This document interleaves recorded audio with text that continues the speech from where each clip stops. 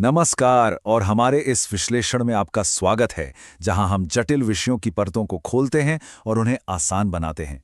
चलिए शुरुआत करते हैं इतिहास के सबसे बदनाम चेहरों में से एक के आखिरी कहे गए शब्दों से। कहा जाता है कि मरने से पहले एडोल्फ हिटलर ने कहा था, एक दिन कब्र से मेरी रूह उठेगी और उस दिन दुनिया देखेगी कि मैं सही था। अब सवाल ये है कि क्या ये सिर्फ एक पागल आदमी का वहम था या इसके पीछे कुछ और भी है। आज हम एक ऐसे सोर्स पर गौर करेंगे जो अब तक चली आ रही कहानी को एक अलग नजरिए से देखता है और ये सवाल खड़ा करता है कि जो कहानी हम जानते हैं, क्या वो वाकई पूरी कहानी है। जब भी हिटलर का नाम जहन में आता है तो एक खास तरह की तस्वीर उभरती है, एक ऐसी छवि जो असल में 3 बड़े इल्जामों पर टिकी है।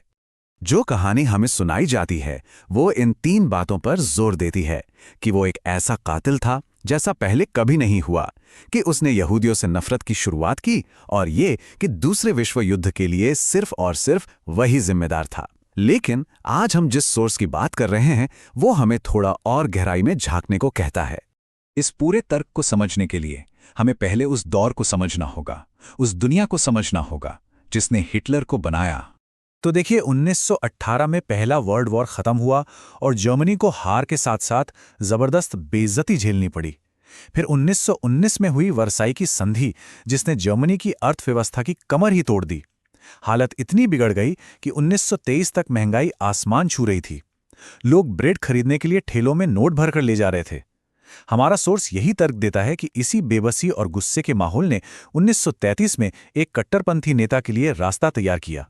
तो ठीक है, चलिए अब इन इल्जामों की एक एक करके पड़ताल करते हैं उस सोर्स के नजरिए से जिसकी हम बात कर रहे हैं।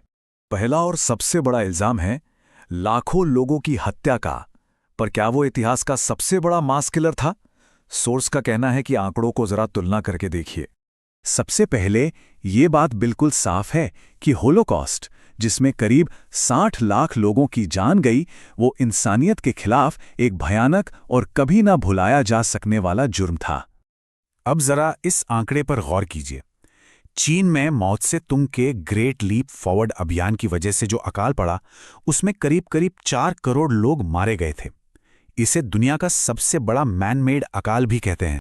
और अगर सोवियत यूनियन की बात करें तो जोसेफ स्टालिन के राज में करीब 2 करोड़ लोगों की मौत हुई, चाहे वो सियासी कत्ल हों, लेबर कैंप हों या फिर भुखमरी।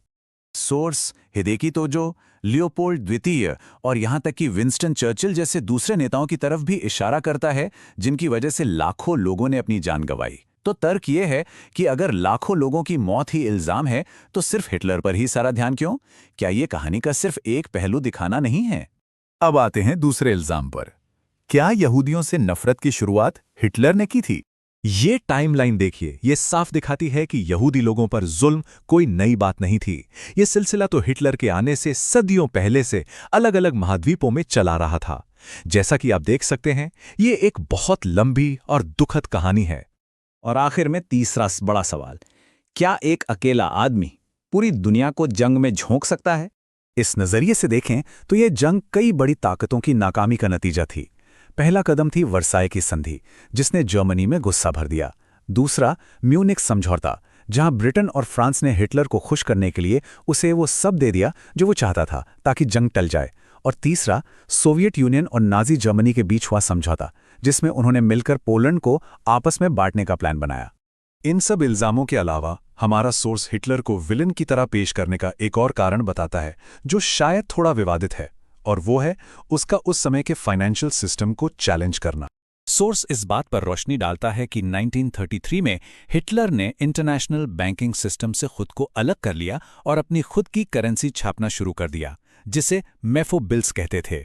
ये एक तरह का सरकारी पैसा था, जिससे जर्मनी बैंकों से कर्ज लिए बिना ही अपनी अर्थव्यवस्था को दोबारा खड़ा कर पाया। ये एक बहुत बड़ा दावा है, लेकिन सोर्स एक पैटर्न की ओर इशारा करता है। Abraham Lincoln, John F Kennedy और मुअम्मर गद्दाफी जैसे नेताओं ने भी आज़ाद करेंसी बनाने की कोशिश की थी और इन सभी की हत्या कर दी गई।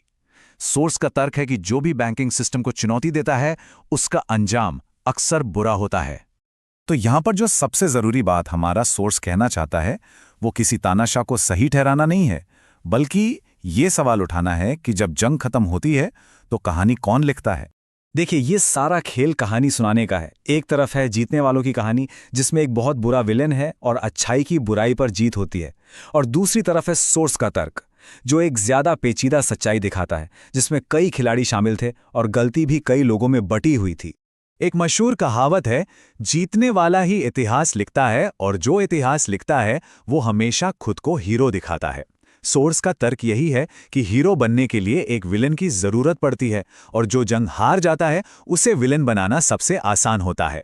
हमारी आज की इस पड़ताल का मकसद सिर्फ एक ऐसे सोर्स के तर्कों को सामने रखना था जो हमारी आम समझ को चुनौती देता है। ये हमें सोचने पर मजबूर करता है कि अगर इतिहास एक कहानी है तो हम इसके कौन से पन्ने नहीं पढ़ पा रहे हैं और इतिहास के कौन से हिस्से अब भी अंधेरे में छिपे हुए हैं।